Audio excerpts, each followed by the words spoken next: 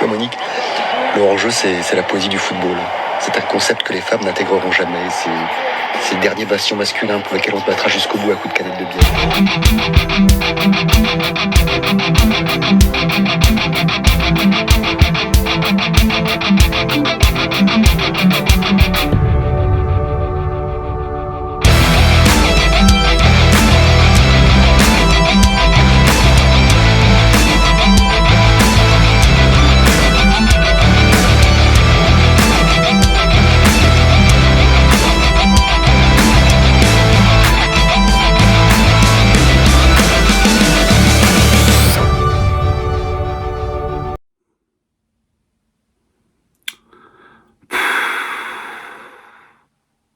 J'aime bien la disco, mais il y a quand même des limites, quoi.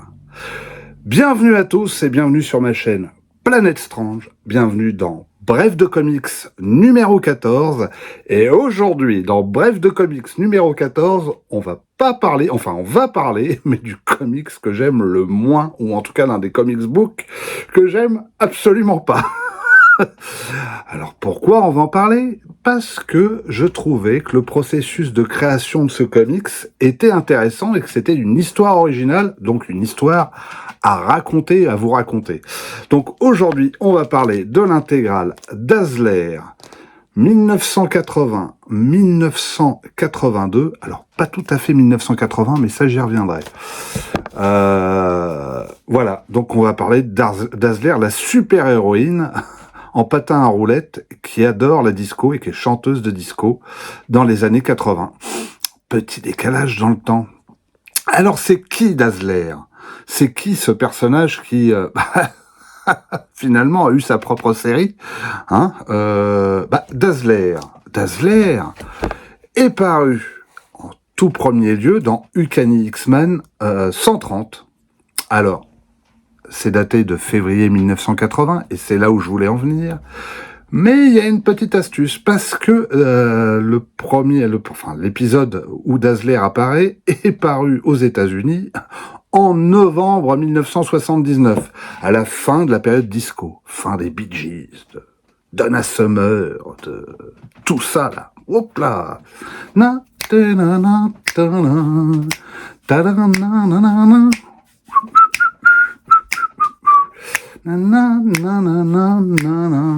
Hey, j'ai même sorti la boule à facettes, hein. J'espère que vous l'aviez repéré. Donc, elle est apparue dans cet épisode. Et alors, mais d'où vient le personnage? Pourquoi ce concept de personnage? C'est une histoire très curieuse. En fait, le personnage est une co-création de Casablanca Records, une maison de disques. Je crois que c'est la maison de disques de Donna Summer, entre autres, et de Marvel, pour un projet de film de super-héroïne. C'est véridique. En fait, au départ, les deux entités commerciales se sont réunies pour créer un projet d'une super-héroïne disco. D'ailleurs, le nom a changé au fur et à mesure, et son apparence physique aussi, au gré des actrices qui auraient pu être choisies pour interpréter le rôle de Dazzler, à savoir, vous avez Grace Jones, qui a failli être Dazzler, et Bo Derek. Et je pense que c'est cette dernière qui a donné l'apparence de cette jolie blonde aux cheveux longs, au message controversé, et qui nous rappelle la poupée Barbie Mattel. Mais ça, j'y reviendrai aussi plus tard. Elle a fallu porter comme nom Disco Queen, puis Disco Dazzler, et enfin Casablanca Records va laisser tomber l'affaire, ce qui fait que les droits du personnage de Dazzler vont à 100% être dans l'escarcelle de Marvel Comics. Et oui, alors que on avait missionné quand même Tom DeFalco et John Romita Jr.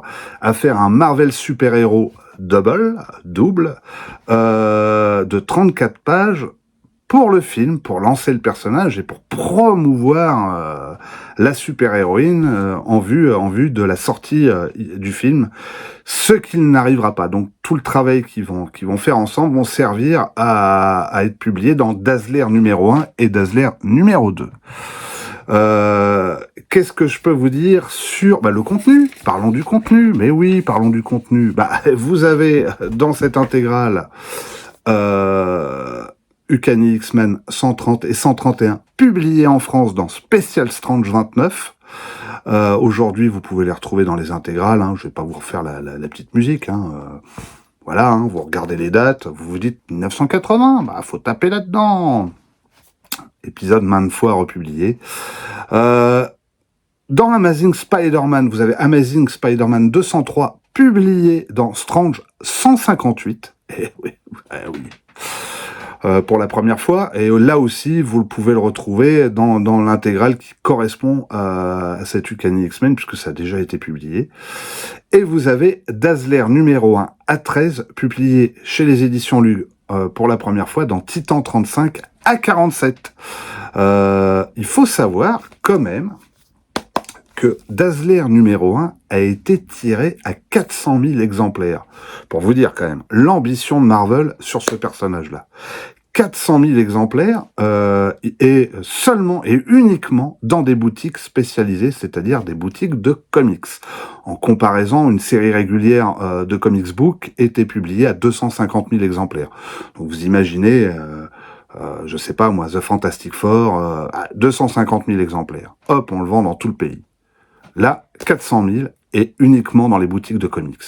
C'est énorme quand même. Et ça va être un succès. Je vois déjà la tête de Norman qui me regarde en me disant « Mais c'est pas possible, ça peut pas être un succès. C'est un navet, cette série. » Si, ça a été un succès. Un succès de vente qui fait que la série va aller au moins jusqu'au numéro 42. À la fin de la série, ça sera donc en 1986. En France, ça sera publié dans Titan 35 à 85. Alors, je rassure tout le monde, on a échappé à l'épisode de 39 jusqu'à l'épisode 42. C'est quand même... On a eu beaucoup de chance, parce que ça aurait pu être pire. Voilà quoi. Donc c'est la raison aussi de la durée de cette série, c'est qu'au départ, le public l'a plébiscité, du moins aux États-Unis. En France, on y reviendra. Concernant d'autres éléments que j'oublierai, que je veux surtout pas oublier parce que on parle beaucoup. J'ai parlé de ça, c'est génial. J'ai parlé de tout, donc maintenant on est en freestyle. Donc du coup, revenons sur la série. Alors, il y a qui dedans? Qu'est-ce qui se passe? Pourquoi je l'ai acheté vu que j'aime pas la série? Je suis complètement idiot. C'est la seule raison logique. J'ai acheté un truc que je n'aime pas, mais je l'ai quand même acheté. C'est comme ça. Je suis un pervers. Sachez-le. Donc, dedans, mine de rien, Dazzler a quand même certains enjeux avec des vilains quand même carabinés. Elle rencontre quand même pas mal de personnages Marvel dès le début. Alors, je vous passe les écarts Uncanny X-Men où elle affronte le Club des Damnés et particulièrement la Reine Blanche ou Uncanny X-Men où elle affronte un vilain mais ridicule qui s'appelle Luminex. Voilà. Donc Dazzler est une mutante capable de transmettre le son en énergie lumineuse. Elle a découvert ses pouvoirs à l'adolescence, qu'elle a caché pendant des cours de danse. Elle est en bis avec son père, ça c'est la partie privée où on sent que c'est pas ça du tout. Et au lieu d'être une super-héroïne, parce que non, elle veut pas être super-héroïne, elle veut être chanteuse de disco. Et c'est là où on voit la séparation qu'il y a entre Peter Parker, Spider-Man, qui lui a voulu au tout début faire une carrière artistique et qui va devenir un super-héros suite à un état de fait. Elle a suivi le chemin inverse, c'est-à-dire qu'elle veut être une artiste avant tout et certainement pas une super-héroïne. Mais voilà, les concours de circonstances font que, surtout au début de sa carrière, elle va avoir pas mal de fil à retordre avec beaucoup de vilains. On commence par l'Enchantresse, qui est quand même une ennemie de Thor connue de tout le monde, et vous avez aussi, vous le voyez sur la couverture, le Docteur Fatalis, Docteur Doom, qui, là aussi, j'y reviendrai à un plan bien précis. Cauchemar, oui, un ennemi du Docteur Strange, c'est assez surprenant quand même sur le choix de ses adversaires. Vous avez aussi l'incroyable Hulk, elle va affronter l'incroyable Hulk au début de sa carrière. Et là, tu fais... Hulk, il passe partout, hein. Lui, il passe dans toutes les séries, hein. Il n'y a pas à tortiller. Elle va affronter les exécuteurs, donc là aussi, curiosité, il faudrait que je vérifie la continuité, mais je suis surpris de voir un personnage qui s'appelle Leboeuf parmi les exécuteurs, vu qu'il est censé être mort dans Daredevil. Mais, il me semble, et là, il faudrait que ma mémoire fonctionne, qu'il a été remplacé. Alors, est-ce que c'est son remplaçant ou le Leboeuf d'origine ? Ça, je ne sais pas. Elle va affronter un vilain propre à son univers qui s'appelle le Technicien, hein, un personnage défiguré avec des mains robotisées et hyper frustré parce qu'il a fait une grosse bévue dans le monde artistique qui a entraîné la mort et sa propre mutilation de plusieurs personnes, enfin la mort de plusieurs personnes et sa propre mutilation, et qui veut se venger de son producteur ou son ancien producteur, qui est le producteur de Dazzler. Vous avez un super-héros qui s'appelle Blue Shield, aussi vite vu, aussi vite disparu. Voilà, un super-héros qui a une espèce d'aura bleue qui le protège, qui lui fait un champ de protection, qui le protège des balles. Vous avez, alors là, elle va se retrouver en plein cœur du projet Pegasus. Un jour, tiens, je ferai un bref de comics sur le projet Pegasus. Elle va se retrouver en plein cœur avec Khazar, donc le super-héros à l'anneau. Je vous renvoie au bref de comics numéro 2 si vous voulez savoir de qui il s'agit. Et elle va affronter Clan, le maître du son. Mais quand même, alors là, pas de bol, hein, je veux dire. Dans le genre, pas de bol. On lui colle le vilain qui est le champion du son. Et elle, c'est le champion de transformer le son en lumière. Je vous laisse deviner la suite. Ça va très mal se passer pour Clan, le maître du son. Ensuite, elle a fait une rencontre, mais complètement dingue, puisqu'elle va se faire enlever par Galactus. Si, Galactus lui-même, qui va l'enlever dans son vaisseau spatial pour récupérer son héros actuel, qui est Terrax. Rien à voir avec les produits ménagers ou les produits d'entretien. Elle va donc affronter Terrax dans un trou noir avec des pouvoirs un peu rajoutés de la part de Galactus. Donc là, on peut dire quand même qu'en termes d'enjeu, elle rencontre du très très lourd. Ensuite, qu'est-ce qui se passe ? Elle va affronter des catcheuses. Oui, des catcheuses que vous pouvez découvrir dans Marvel 2-in-1 et que la chose et Tundra ont rencontré dans la saga du projet Pegasus. On y revient encore au projet Pegasus. Je vous le dis, c'est un appel du pied. Voilà, à peu près tout son parcours. Pour quelqu'un qui veut pas se battre face à des super vilains, je dois dire qu'elle en rencontre quand même pas mal et elle va se retrouver beaucoup en difficulté. Côté artiste, c'est Tom DeFalco qui s'y colle au début, John Romita Jr. aussi, et après nous avons alors un artiste adulé à l'époque par pas mal de fans des éditions Lug. Je ne ferai pas de commentaires, vous comprendrez après. Il s'agit de Frank Springer. Eh oui, Frank Springer au dessin à la baguette. Et là, mes yeux souffrent et saignent. C'est assez difficile, voilà. Donc Dazzler, quand je parlais de messages controversés, parce que effectivement, on pourrait parler d'une super-héroïne, et c'est bien qu'il y ait des séries de super-héroïnes, j'ai pas le souci, elle est apparue un peu dans la vague de Miss Marvel, de Miss Hulk, de Spider-Woman, qui était, voilà, pour ne citer que ces personnages-là, dans les années 70, fin 70, début 80. Donc, évidemment, ça fait plaisir, voilà, de voir. Moi, j'adore les séries, j'adore particulièrement Spider-Woman. J'ai beaucoup aimé, tout le monde n'aime pas, mais le début de la série de She-Hulk, parce qu'il y a un côté série télé des années 80 qui me déplaît pas. Et j'ai adoré Miss Marvel, en tout cas le début, parce que c'est vrai que la fin de la série est un peu plus difficile. Mais voilà, c'est une série vie grâce aux artistes, et quand on met pas forcément les meilleurs, ça devient très très dur. Par la suite, Dazzler va rencontrer plein de gens. D'abord, elle va voir, alors en dehors de cette intégrale, parce que j'imagine qu'il va y en avoir un volume 2, moi je l'achèterai pas. Je vous le dis. Enfin, je dis ça aujourd'hui, demain je l'aurais peut-être. Eh ben, elle va rencontrer d'autres personnages. Elle va affronter le Docteur Octopus. Bah oui, allez, le Docteur Octopus. Elle va combattre Malicia. Et oui, ça va être une des ennemies farouches de Rogue, ou Malicia, qui est future X-Men. Elle va combattre l'homme absorbant avec l'aide de Flèche Noire. Et là, pas de bol aussi, l'homme absorbant, parce que l'un des pouvoirs de Flèche Noire, c'est quand il parle, il fait beaucoup de bruit. Et donc, imaginez la suite avec le pouvoir de Dazzler. C'est les épisodes que je retiens après coup. Ensuite,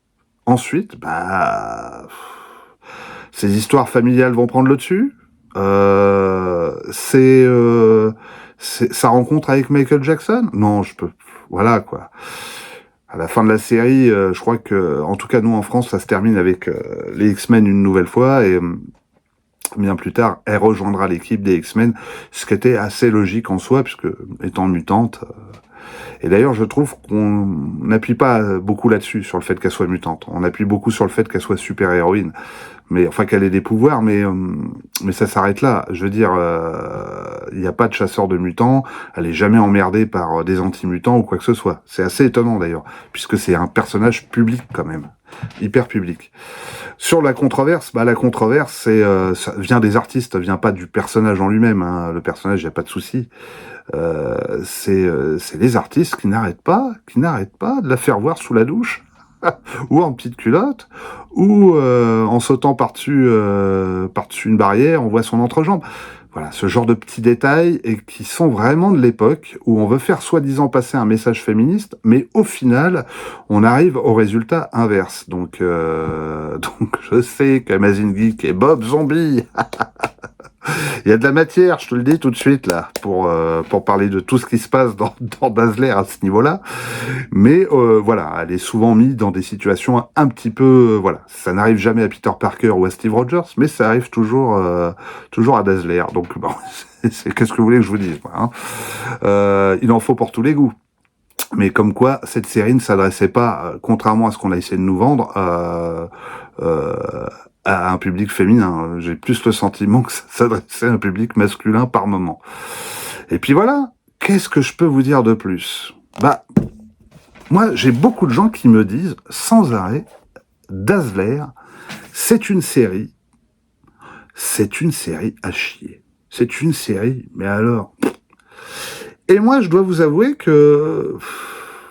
je me suis dit, là, comme ça, et si on regardait le courrier des lecteurs à l'époque pour savoir comment Dazzler a été perçu à l'époque. Et là, on peut peut-être avoir des surprises. Et j'irai un petit peu plus loin, évidemment. Il faut prendre cette rubrique un petit peu avec de l'humour. Alors évidemment, si les lecteurs se reconnaissent, n'hésitez pas à me le faire savoir. Mais il est temps que je vous lise quand même quelques passages, parce que je vous avoue, je suis assez curieux, comme vous, de savoir ce que les gens en pensaient à l'époque. Alors, Dazzler, qu'est-ce qu'ils disent sur ce titan-là, sur Dazzler ?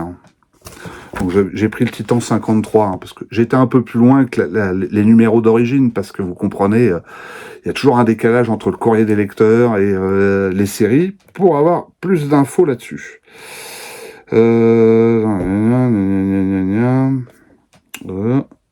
Voilà. Je vous félicite pour vos publications. Strange, Titan, Nova, etc. Bravo pour Dazzler, vraiment génial. Aux États-Unis, le 21e épisode a 38 pages et un excellent contenu. Comment allez-vous faire ? Car il serait malheureux de le couper en deux. Donc c'est un certain Patrick B. de Douai qui a écrit ce courrier, donc qui apparemment aime bien Dazzler. On va voir un peu ce qu'il y a ailleurs, parce que quand même c'est étonnant, quelqu'un qui aime bien, donc c'est plutôt pas mal. Ça démarre bien, quoi. C'est assez... Alors, que dit-on sur Dazzler dans celui-ci ?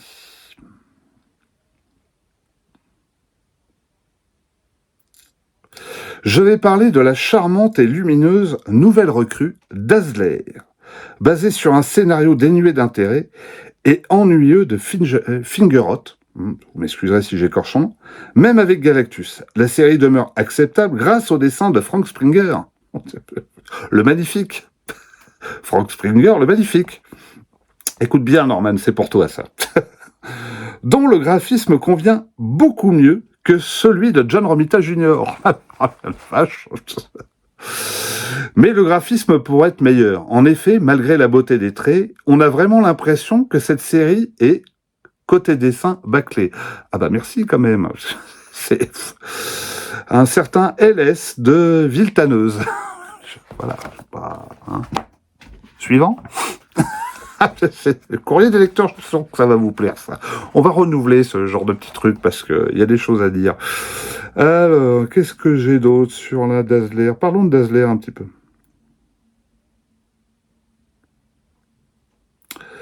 La série Dazzler est originale, mais le style de Springer, non qu'il soit mauvais, est assez ennuyeux, et un autre dessinateur serait le bienvenu. Bon, bah ça, c'est un certain José.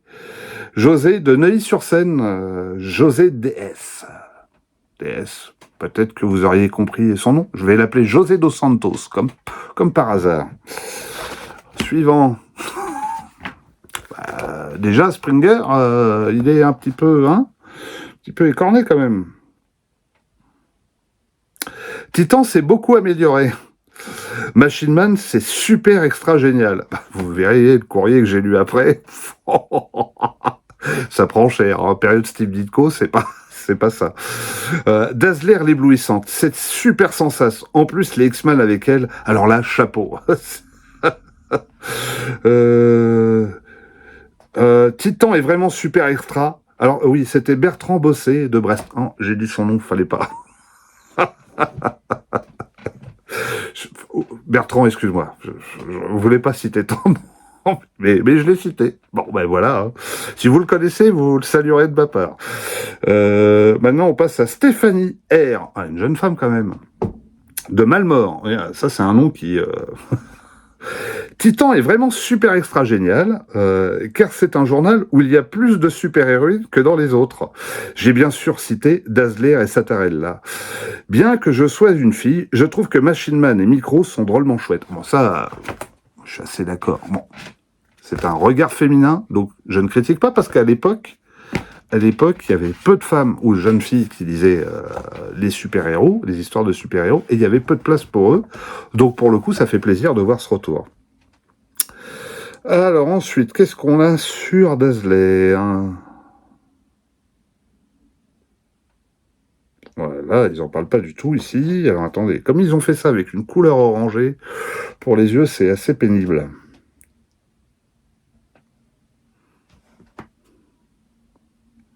Je l'avais pourtant mis de côté, celui-là.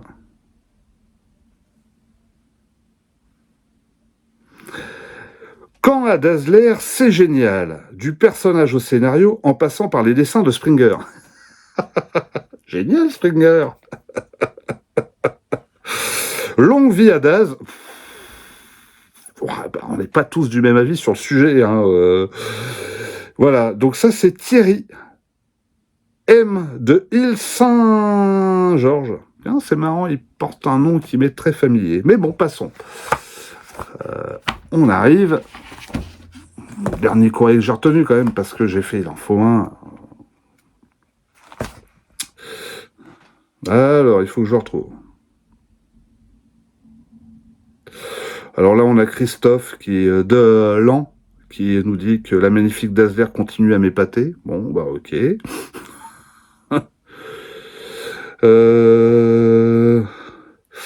Voilà. Donc là, celui-là, je vais le citer parce que je suis totalement en accord avec lui. Il s'appelle Jérôme Cordier d'Aix-en-Provence. Alors, si Jérôme, tu nous écoutes, si Jérôme, tu vois cette vidéo, n'hésite pas à mettre un message à la fin ou de me contacter parce que ça, j'adore. Je vous écris pour vous dire que le mensuel Titan est sublime. Ça commence plutôt bien. Mais Dazzler ne vend rien. Je ne lis même plus cette série. Je n'achète Titan que pour Star Wars, qui est génialement dessiné. Machine Man, qui est extraordinaire, et Micro superbe. J'aimerais voir à la place de Dazzler un autre super-héros comme Iron Fist. Bah oui, mais il était déjà passé à l'époque. Il n'y avait plus de série. Alors, ils auraient pu mettre Iron Fist et Luke Cage. Mais plus cette histoire, plus cette héroïne, au pouvoir unique et bidon, qui a réussi à terrasser Hulk ou Fatalis alors que les FF, Fantastic Four, ou les Vengeurs n'y sont pas parvenus encore. Je voulais vous demander aussi pourquoi Titan n'est pas plastifié comme Strange et pour le même prix. Ah bah ça l'histoire du prix, ça revient à chaque fois. Donc Jérôme Cordier, d'Aix-en-Provence, les éditions Luc t'ont répondu. Alors on va lire la réponse. Hein. Vous trouvez que Dazzler ne vaut rien, que Star Wars est génialement dessiné et que Machine Man est extraordinaire. D'autres sont exactement de l'avis contraire. Ah bah, il faut avouer que j'ai vu plus de courriers positifs pour Dazzler que de courriers négatifs. Alors que faire pour satisfaire tout le monde? Supprimer Titan? Quelle réponse à la con. Enfin, je veux pas dire, mais c'est pas comme ça qu'on répond aux gens. Enfin bon, bref, passons. Strange n'est pas à son prix au tout départ, et bon, ça, le reste, on s'en fout. Voilà. Vous avez l'avis des lecteurs de l'époque. C'est quand même, voilà. Mon conseil lecture. Est-ce que ça vaut le coup d'acheter cette intégrale? Je crois que vous l'avez compris. Bah non. Quitte à lire un truc bien, bah je sais pas. Ouais. Vous avez alors éventuellement ce Marvel 2-in-1, qui doit être le 1, 2, 3, 4, 5e volume, parce qu'il y a le projet Pegasus dedans, parce qu'il y a John Byrne, et parce qu'il y a Georges Pérez, et il y a même un épisode dessiné de Frank Miller. Alors après, un petit coup de gueule quand même à Panini, il y a un problème avec les pages, au début. Je sais pas ce que vous avez foutu, mais c'est le bazar. Regardez donc, vous avez... Vous voyez cet épisode, bon, qui correspond bien à la couverture, ça, il n'y a pas de doute. En revanche, si je tourne la page, on se retrouve avec le Doctor Strange. Enfin, tout est mélangé. Beaucoup d'épisodes sont mélangés. Alors, ils ont rattrapé le coup sur la fin, mais quand même, l'épisode du Doctor Strange est tronqué. Voilà, ça, c'est mon petit coup de... Donc, si ça, éventuellement, moi, je serais plus sur un conseil... Alors là, je me cache pas que je vais sûrement faire un bref de comics un jour sur ces 2 volumes de Moon Knight. Voilà, hein, je suis en train de les lire parce que j'avais beaucoup de retard, donc je suis en train de finir de lire le 1. Je vais enchaîner le 2 dans la foulée. Je prends beaucoup de plaisir à le lire.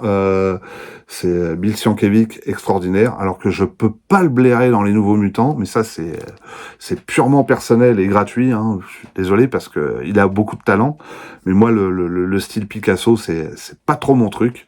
Je préfère le dessin réaliste. Exactement comme il fait dans ces 2 volumes. Donc ça, c'est des vrais conseils lecture, voilà. En plus, il n'y a pas trop d'interaction avec des personnages Marvel, je veux dire, à part de mémoire Daredevil, qui rencontre à un moment, mais il y a très peu d'interaction, ce qui fait qu'on est vraiment dans un esprit série télé des années 80. Je veux dire, ça aurait pu être adapté en série télé, Moon Knight, et ça aurait fonctionné. Actuellement, il y a aussi cette intégrale, l'intégral Thor, voilà, 1974-1975, avec Jerry Conway à la barre, John Buscema, voilà, ça continue, c'est tout un arc qui est passionnant, moi j'adore cette période, j'ai tous les intégral Thor, quand je dis tous, même ceux de Walter Simonson, qui étaient parus précédemment. Et je vais peut-être pas acheter le prochain parce que ça c'est tout de suite la suite dans Thor si Asgard doit périr, donc c'est un numéro de best-of qui est pile poil collé à la suite de cette intégrale et il y a pas mal d'épisodes, donc je vois pas quel va être l'intérêt de faire un intégral derrière si ça fait doublon complet avec celui-là. En dehors de Marvel Comics, il y a évidemment chez les indés, mais j'en ai parlé dans une précédent Badaboom. Vous avez ces 2 volumes de Vicious Circle, extraordinaire. Alors ça se lit très rapidement, peut-être un peu trop rapidement. À mon goût, j'ai lu ça en même pas 5-10 minutes. Je n'exagère pas, puisque le dessin prend le pas sur les dialogues, clairement. Mais visuellement, c'est toute beauté, et puis l'histoire est plutôt pas mal. C'est une histoire de voyage dans le temps. Et je vous invite à voir mon émission sur Badaboom, comme ça, vous saurez de quoi ça parle. Et puis voilà mes conseils. Oubliez pas, la disco c'est bien, mais il y a un moment... faut arrêter. Donc bah moi je vous embrasse tous parce que c'est un bref de comics quand même qui est un peu long pour un bref. Je vous dis bah si cette vidéo vous a plu, un petit pouce bleu, un petit commentaire, dites-moi ce que vous en avez pensé, ce que vous pensez de Dazzler, si vous avez aimé ou pas. Après tout, vous avez le droit, hein, c'est une affaire de goût aussi. Et puis, bah likez, partagez, puis voilà. Puis n'oubliez pas, le Parigo, vaut mieux l'avoir sur YouTube ou sur une piste de danse disco. Je vous embrasse tous, bisous à tous.